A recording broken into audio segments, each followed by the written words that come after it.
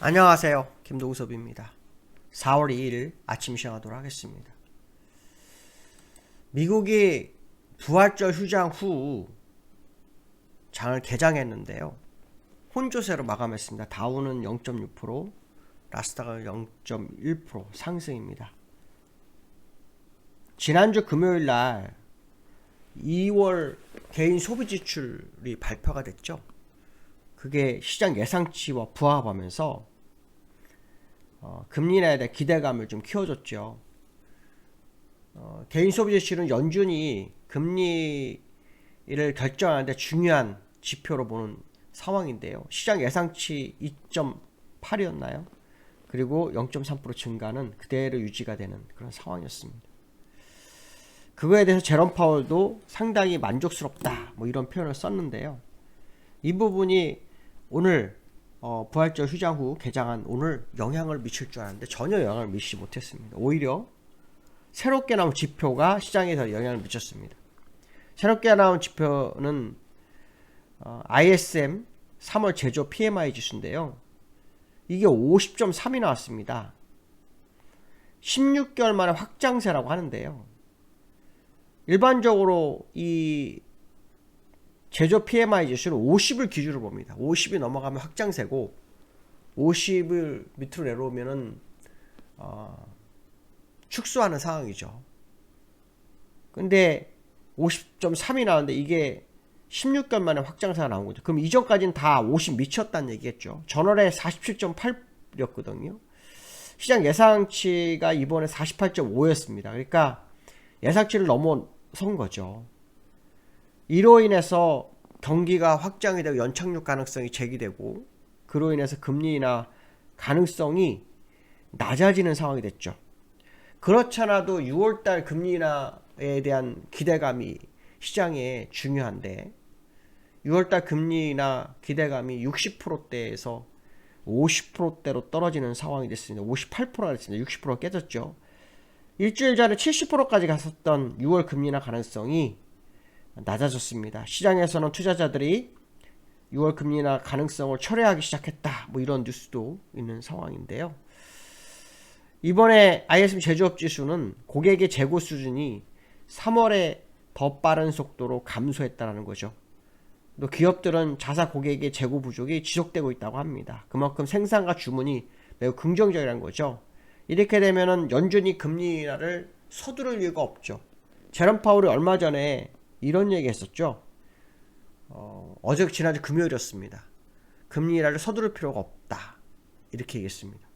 이렇게 되면 금리가 올해 3번 정도 인하를 할 거로 예상한 연준 입장에서는 3번이 안 할 수도 있습니다. 2번 내지 1번만 할 수도 있는 상황이 될 거고요. 그것은 시장의 실망으로 다가올 수 있겠다. 이런 생각을 해야 되겠죠.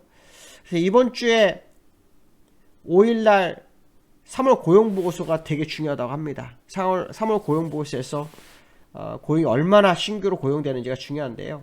시장에서는 현재 20만 5천 명을 예상하고 있고 2월에 27만 5천 명 대비로 7만 5천 명 정도가 줄었을 것으로 보고 있습니다.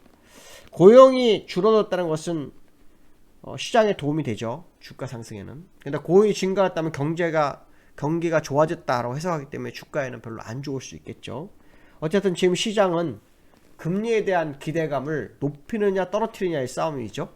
그 다음에 반도체 열풍, AI 열풍이 얼마나 또 지속될 거냐 말 거냐의 싸움인데 지표가 좋아지면 금리나 기대감은 떨어질 거고 지표가 나빠지면은 금리나 기대감은 높아지는 그런 상황이 되고 있습니다.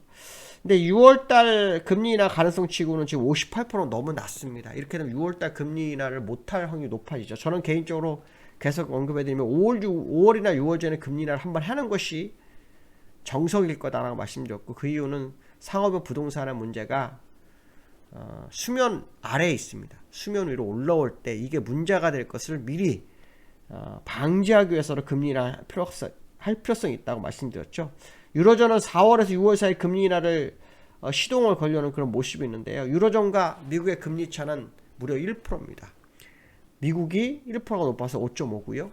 유로존은 4.5입니다. 이런 거로 보면은 미국이 금리 인하를 1% 정도는 해도 상관이 없을 것 같은데 1970년도에 인플레이션을 잡다가 금리 인하하면서 인플레이션이 더 커지는 그런 불안감이 시장에 있었기 때문에 이번에도 반복하고 싶지 않은 연준의 생각이지만 제가 볼 때는 서두르는 것이 유리할 것 같다 생각이 좀 들고 있습니다. 자, 미국 시장은 나스닥이 0.1% 상승, 다우가 0.6% 하락입니다. 다우는 그냥 행보죠.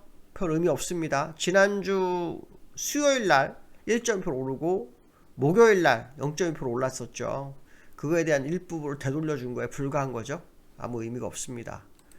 나스닥은 어떨까요? 나스닥도 역시 행보죠. 큰 변화 없이 시장이 움직이고 있는 현재의 모습, 이렇게 생각하시면 맞지 않을까 보여지고 있고요. 원달러가 여기에서 1355원까지 올랐습니다. 어저께 1349원에 끝나 1355원까지 올랐는데, 이 이유는 금리 인하 기대감이 후퇴하면서 10년물 국채금리가 급등을 했습니다. 그로 인해서 원달러를 움직이고 있죠. 사실 원달러를 내리는 것은 금리 인상밖에 없죠. 그렇죠? 현재 올라가는 건, 그리고 금리 인하를 해야 원달러가 내려올 텐데, 현재로서는 원달러가 계속해서 고공행진을 하고 있습니다. 그렇지만 요 상단선, 좁은 박스권 상단선이 계속 있죠. 오늘 본장에서 55원 넘어가게 되면 요 고점이 되죠. 요 고점을 돌파하기 때문에 이제 상단에 있는 저항대까지 흘러갈 확률을 열어두고 올 필요성이 있겠죠. 한번 시장의 흐름을 한번 잘 지켜봐야 될 것 같습니다. 자, 두 번째로는 요즘 시장의 화두는 금리가 언제 인하할 거냐 말 거냐에 대한 부분이죠. 그렇죠? 가능성이 커지냐 작아지냐. 그로 인한 금값의 흐름, 이렇게 지금 해석이 되고 있는데요. 금값이 지금 엄청 오르고 있습니다.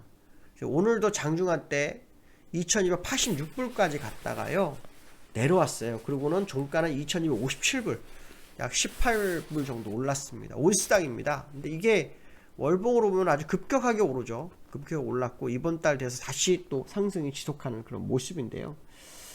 일단은 미금리 인하에 대한 기대감이 계속 반영되고 있다, 이런 해석을 한번 해볼 필요성이 있고요. 그 다음 우크라이나나 중동의 긴장도 시세계를 부추기고 있다라고 합니다. 그래서 금이 투자 가치로서 다시 시장에 각광을 받는 시점이 다가오는 게 아닌가 생각을 해봐야 될 것 같고요. 특히 월봉상으로 지금 네 번째 돌파기 때문에 적어도 요 파동만큼 올라갈 수 있죠. 그래서 2,700~800불까지는 갈 수 있는 소지가 있지 않을까, 뭐 그런 생각을 해봐야 될 것 같고요. 세 번째로는 어저께 외국인과 기관이 막판에 서로 매수가 됐어요. 외국 기관은 원래 그 매수했다가 매수를 다 줄였고요. 외국인은 매수를 강화했습니다. 근데 어떻게 시장은 못 갔죠. 시장을 못 갔는데 유일하게 간 게 있습니다. 그게 뭐냐면 반도체입니다. 반도체. 삼성전자가 어저께 상승은 실패했어요. 그렇죠? 상승 실패했어요. 장중한테 1% 올랐다가 0.4% 빠져서 끝났어요. 그래서 삼성전자가 그 83,300원까지, 제가 1차로 제시했던 게 83,600원이었죠. 그 근처까지 갖다 밀렸고, 지금은 여기서 이제 저항대 맞고 끝나는 거냐 아니냐에 대한 부분인데, 만약에 간다면 85,300원까지는 열어놓고 보는 것도 나쁘지 않은 상황이거든요.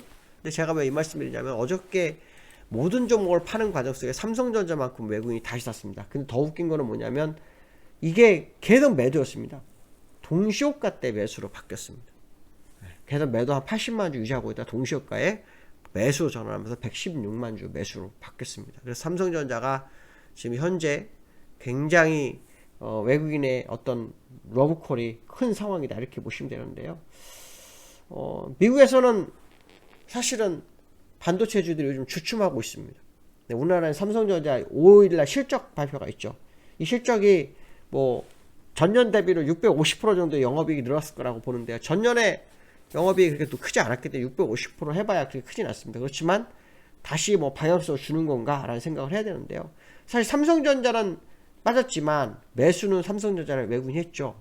근데 하이닉스 같은 경우는 어저께 신고가를 개시합니다. 그러니까 지금 반도체주들이 시장을 주도하고 있는 형상인데, 지난주 목금요일부터 반도체가 시장을 주도했지만 주가는 못 가는 묘한 상황이 연출되고 있습니다. 한번 시장을 봐야 될 것 같습니다. 오늘 여기까지 하겠습니다. 감사합니다.